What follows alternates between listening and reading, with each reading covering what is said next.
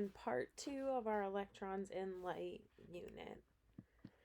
Now, in Unit 3, we talked about the history of the atom, starting from Democritus, where he thought if we just cut things in half enough times, you'd end up with particles that were so small you couldn't cut them in half anymore, and that's what we determined were atomos.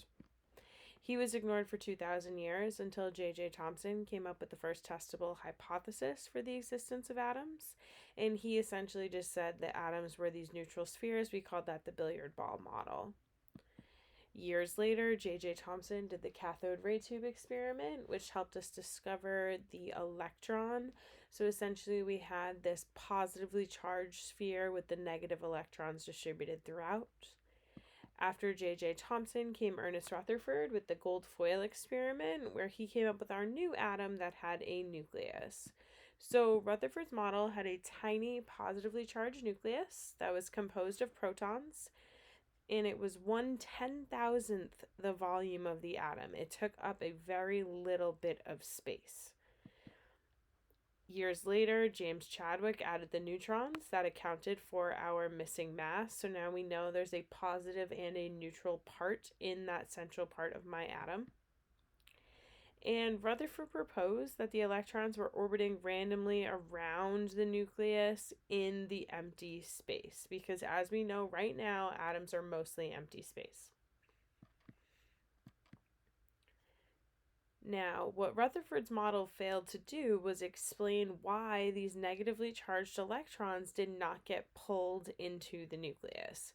So we know through Coulomb's law that opposite charges attract. So these negative electrons should be attracted to that positively charged nucleus. Now, in Germany, there was this guy named Max Planck who was trying to figure out line spectra. So we looked at a few spectra last class, where essentially if we have a tube of some kind of gas and we add energy to it, we pass the light through a prism, we're going to end up with different lines. We're trying to figure out why each element had a different set of lines, why some elements had more, some had less, and why they were in different spaces and different colors.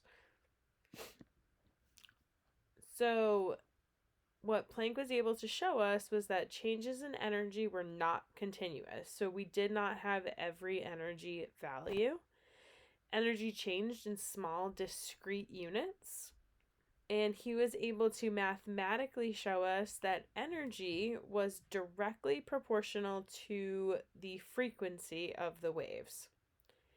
And he was able to find the proportionality constant, there we go, to be 6.626 times 10 to the negative 34th joules times second. So that looks really confusing, that joules times seconds. That's just our unit, just like meters per second is a unit for speed. Joules times second is our unit for this constant. And we call that Planck's constant, and we use the letter H to represent Planck's constant, that 6.626 times 10 to the negative 34th number. So energy only comes in little packets called quanta, and the energy of a quantum of light is equal to Planck's constant times frequency. Remember that little V looking letter is the Greek symbol nu for frequency. Now, these packets of light are called photons. And the frequencies of the lines in the spectra of hydrogen, specifically was what we were just looking at, had very specific energies according to Planck's equation. So remember that each color, each wavelength has its own frequency. Therefore, each color, each wavelength is also going to have its own energy. So our equation for energy is E equals Planck's constant times frequency. So, of course, we're going to do a little bit more math practice here. I have a sample problem I want to walk through to make sure we all know how to do this. So it says a hydrogen gas discharge tube emits several lines in the visible range of the spectrum. Remember, we only see a very small portion of the electromagnetic spectrum. One of these lines has a wavelength of 6.56 times 10 to the negative 7th meters. So question A says, what is its frequency? So the top corner has some useful information here. So the speed of light is equal to wavelength times frequency. So we just plug in that C, that 2.998 times 10 to the 8th. And that is equal to 6.56 times 10 to the negative 7th meters times frequency. In order to get that frequency by itself and solve for it, we're going to divide both sides by the wavelength. And for this problem, I have found that the frequency is 4.57 times 10 to the 14th hertz. The next question says, what is its energy? Well, now that we have the frequency, we can just plug that right into our energy equation.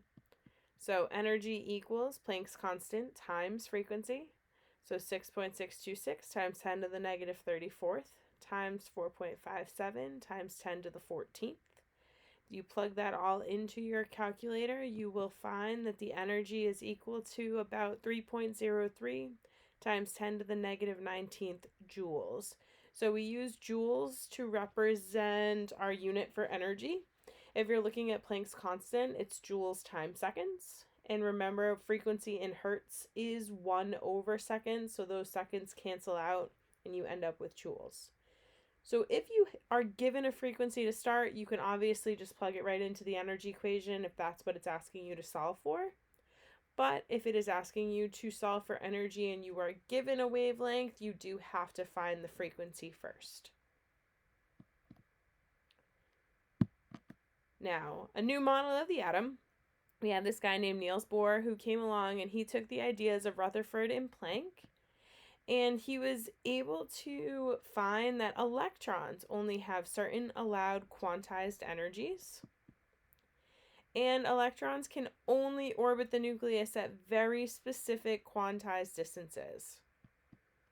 There are no in-betweens here. So these distances or orbits correspond to the amount of energy an electron possesses. If electrons are located closer to the nucleus, they're in one of those inner shells, they're going to have lower energy. And as you move further away from the nucleus, the electrons have a higher energy. So now we're looking at a model of the atom that looks more like this. This is the solar system or the planetary model. If we're trying to figure out what atom this is, we're going to count out our number of electrons and match that to the atomic number on the periodic table. So in this case, 1, 2, 3, 4, 5, 6, 7, 8, 9, 10. We have 10 electrons, so this is going to be neon. Now, Bohr was able to calculate the energies that the electrons in those orbits would need to overcome Coulomb's law of attraction. So Coulomb's law, opposites attract, so we're looking at electrons being attracted to the nucleus. So we're saying how much energy do those electrons need to have to stay away from that nucleus to resist being pulled inside. And that allowed him to calculate the difference in energy between the orbits, between those different electron shells. And those energies corresponded to the energies of the light emitted in each of these lines from the spectrum of hydrogen. So what does all this mean? Basically, electrons teleport back and forth between the different orbitals. So orbits are called energy levels or energy states. Electrons absorb energy from heat or electricity and they will jump to a higher energy state. And when they fall back down to their lower energy state, they will emit that energy that they absorbed in the form of light. So this is my energy diagram. Remember, I consumed a whole bunch of coffee in order to get the energy to teach all day. And then I ate my lunch and then I taught my next class. It was a constant ebb and flow throughout the day. Well, same idea happens in an atom. If an electron absorbs or an atom absorbs a quantum of energy, the electron will jump to a higher energy level. And we call this the excited state.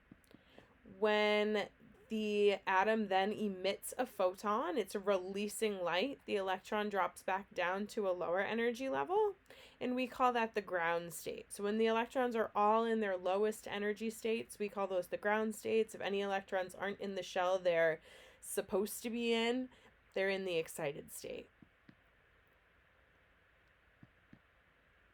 Now, if I'm looking at this diagram, it's showing a slightly different view, okay?